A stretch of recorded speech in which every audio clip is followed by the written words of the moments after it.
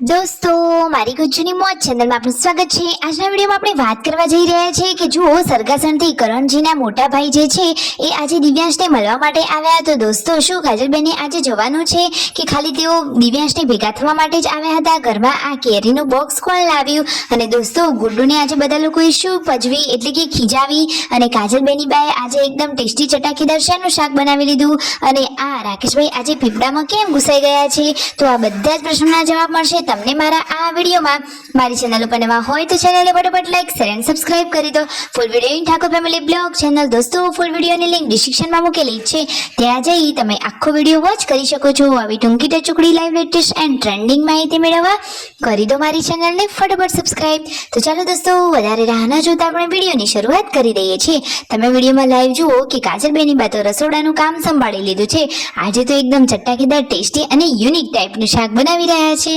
અને આ બાજુ પાર્વતી ભાભી જુઓ, ચૂલા ઉપર દેશી સ્ટાઇલમાં રોટલી બનાવી રહ્યા છે।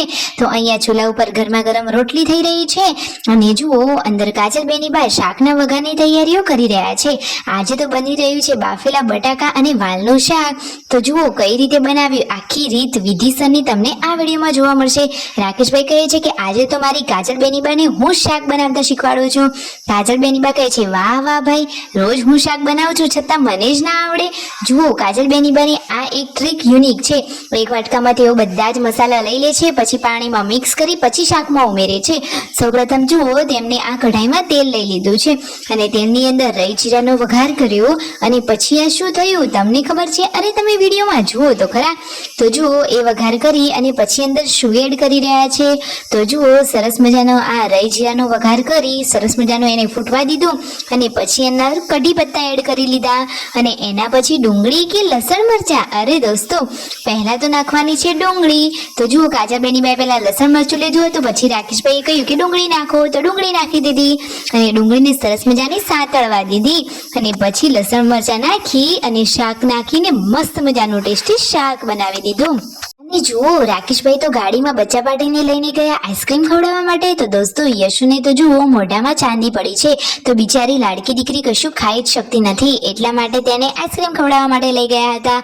તો સાથે ગુડ્ડુ ને દિવ્યાંશ ને બધા જ લોકો ગયા હતા। તો જુઓ, બધા જ બચ્ચા પાર્ટીના હાથમાં છે આઈસ્ક્રીમ કોન। રાકેશભાઈ ઘરે આવ્યા ને જોયું તો આ શું, કોણ આવેલું છે તમને ખબર છે? ઘરે તો આવ્યા હતા જુઓ સરગાસણથી મહેમાન, એટલે કે દિવ્યાંશને મળવા માટે કરણજીના મોટા ભાઈ એટલે કે તેના બાપુજી તેને ભેગા થવા માટે આવ્યા હતા। એ તો દિવ્યાંશને સરસ રાખે છે, જુઓ કેટલા લાડ લડાવી રહ્યા છે અને કાજલબેની બા કેટલા મર્યાદા સાથે ઊભા છે। જુઓ તો ખરા કે તે જેઠજીનું કેટલું માન રાખે છે। આ જ આ ઘરના સંસ્કાર કહેવાય, સાચી વાત ને દોસ્તો? જુઓ, ફાઇનલી હવે સરગાસણથી આવેલા મહેમાનો અહીંથી વિદાય લઈ રહ્યા છે અને દિવ્યાંશ તો તેમને ભેટી જ પડ્યો। જુઓ તો ખરા, અને એ પણ દિવ્યાંશને કેટલા વહાલ કરે છે। જુઓ દોસ્તો, આ દિવ્યાંશને તેમને કેટલા બધા વહાલ કર્યા અને આ બંનેનો આ ભાવુક અનહદ પ્રેમ જોઈ બધાની આંખમાં આંસુ આવી ગયા, એટલે કે બધા લોકો ભાવુક થઈ ગયા અને આ સબસ્ક્રાઈબરોને ચાહકો પણ આટલું જોઈ અને હૃદય ભરાઈ ગયું બધા જ લોકોનું।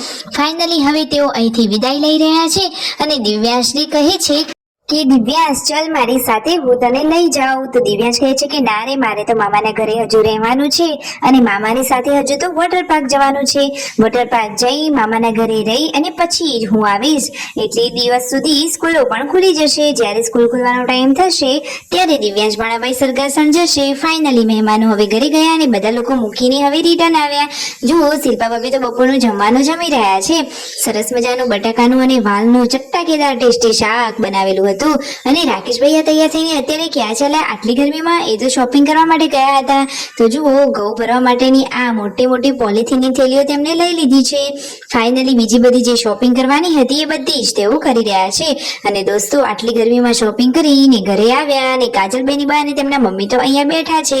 તેમના મમ્મી તો જુઓ આ પોલિથીનની થેલીઓ ચેક કરી રહ્યા છે કે કમ્પ્લીટ છે કે નહીં, અને આ બધી વસ્તુ સાફ કરતી વખતે તેમના પપ્પાના હિસાબની આ જૂની ડાયરી મળી ગઈ। તો જુઓ તો ખરા કે કેટલા હિસાબ બાકી છે। અને આ પાર્વતી ભાભીના આટલી મોટી હિલ્સ વાળા સેન્ડલ કોણ લાવ્યું હતું? તેમના સેન્ડલને ભાવ તમને ખબર છે? 1700 રૂપિયાના આ સેન્ડલ છે। અને રાકેશભાઈ આ પીપળામાં શું કરી રહ્યા છે? તો ઘઉં ભરવાના હતા એટલા માટે તેઓ ત્યાં ગયા હતા। પાર્વતી ભાભી હાથમાં મહેંદી મૂકી રહ્યા છે। વિડીયો ગમે હોય તો કરી દો લાઈક, શેર એન્ડ સબસ્ક્રાઇબ।